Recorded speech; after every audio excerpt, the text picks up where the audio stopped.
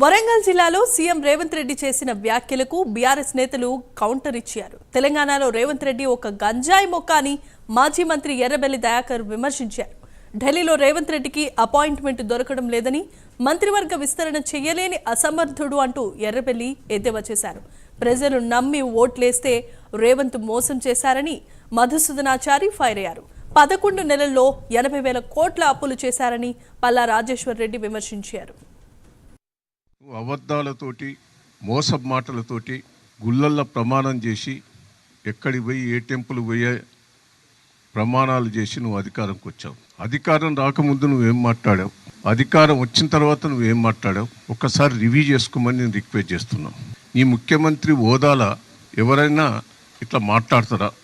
ఒక చిల్లరగా ఒక అబద్ధాల కోరు ఒక చీటర్ మాట్లాడినట్టు నువ్వు ఉన్నావు. నువ్వు అసలు వాస్తవంగా నువ్వు చీటర్వే, కానీ ఆ మాటలు ఇంకా ముఖ్యమంత్రి స్థాయిలో కూడా మాట్లాడటం అది పద్ధతి కాదు. మీరు తెలంగాణ ద్రోహి. నువ్వు తెలంగాణ గురించి మాట్లాడుతున్నవే. తెలంగాణ కోసం ఏం పోరాటం చేసినావు చెప్పు. నేను ఒకటే అడగదలుచుకున్నాను.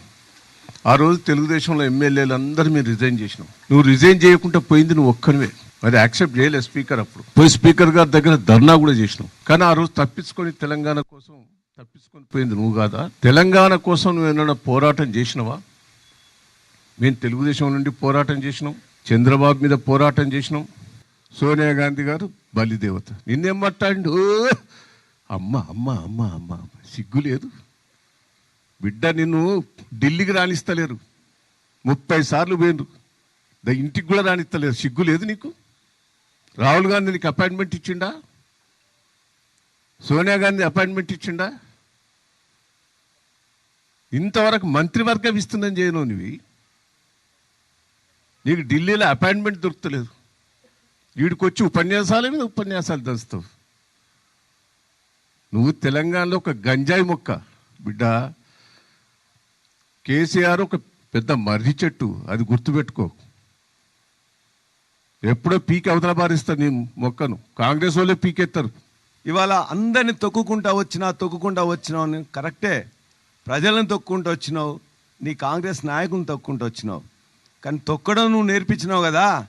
అందుకే కొడంగల్లో మా అమాయక గిరిజన రైతులు నువ్వు భూమి గుంజుకుంటా అంటే నీ యొక్క కాంగ్రెస్ నాయకులను చెట్లకు కట్టేసి తొక్కుతా ఉన్నారు. నీ యొక్క అధికారులను, నీ ప్రభుత్వాన్ని మొత్తం కూడా నీ ఊర్లోకి వస్తే నీ యొక్క 5 గ్రామాల్లో మొత్తం కూడా వాళ్ళందరూ కూడా ఉరికిచ్చి తొక్కుతూ ఉన్నారు.